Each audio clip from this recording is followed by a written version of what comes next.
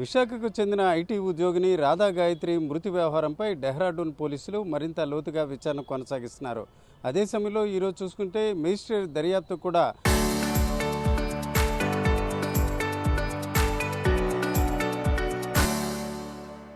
ఆ ప్రభుత్వం సూచించడంతో ఇప్పటికే మేజిస్ట్రేట్ దర్యాప్తు కూడా ప్రారంభమైనట్టు తెలుస్తుంది. ఆ క్రమంలోనే రెండోసారి కూడా వారి కుటుంబ సభ్యులకు ఎవరైతే రాధా గాయత్రికి సంబంధించిన భర్తపై చాలా వరకు ఆరోపణలు వ్యక్తమవుతున్నాయి. ప్రధానంగా అతనే ఆమెను అంతమొందించారని రాధా గాయత్రి కుటుంబ సభ్యులు ఫిర్యాదు చేయడం జరిగింది.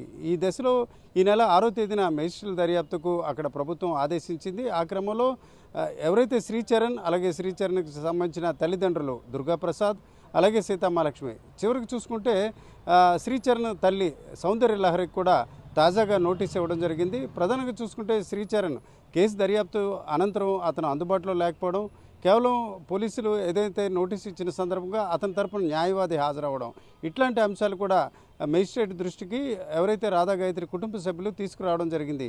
ఈ దశలో ఈ నెల 17వ తేదీన విధిగా శ్రీచరణ్ కానీ వారి తల్లిదండ్రులు అలాగే సోదరి ఖచ్చితంగా వారు హాజరవ్వాలని కూడా చెప్పడం జరిగింది.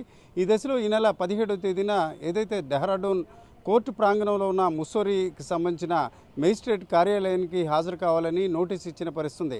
మొత్తానికి చూసుకుంటే ఒకవైపు పోలీస్ దర్యాప్తు జరుగుతుంది, పోస్ట్ మార్టం నివేదిక అలాగే ఇతర నివేదికల కోసం ఎదురు చూస్తున్న దశలో తాజాగా దీనికి సంబంధించి ఒక మేజిస్ట్రేట్ దర్యాప్తు కూడా ప్రారంభిస్తున్న దశలో అందులో భాగంగానే ఈ నెల 17వ తేదీన విచారణకు ఖచ్చితంగా శ్రీచరణ్తో పాటు వారి కుటుంబ సభ్యులు హాజరు ఇవ్వాలని తాజాగా నోటీస్ ఇచ్చిన పరిస్థితుంది. ఈ పరిస్థితుల మధ్య ఒక రకంగా శ్రీచరణ్ చుట్టూ ఉచ్చు బిగుస్తుంది. నిజంకి అతను తప్పు చేశారా లేదా, ఆ మరణానికి సంబంధించిన ఏం జరిగింది అనే అంశంపై ఆయన నేరుగా దర్యాప్తు అధికారుల ఎదుట హాజరైనట్లయితే కొంతవరకు ఆరోపణలు తగ్గే అవకాశం ఉంది. అయితే దాదాపుగా చాలా రోజులుగా అంటే సంఘటన జరిగి 15వ తేదీ జూన్ అయింది. ఇప్పటికే చూసుకుంటే దాదాపు 20 రోజులు గడిచినప్పుడు కూడా శ్రీచరణ్ కనిపించకపోవడం అలాగే దర్యాప్తు అధికారులకు అందుబాటులో లేకపోవడంతో ఆయనపై చేస్తున్న ఆరోపణలకు కొంత బలం చేకూరుతున్న పరిస్థితి.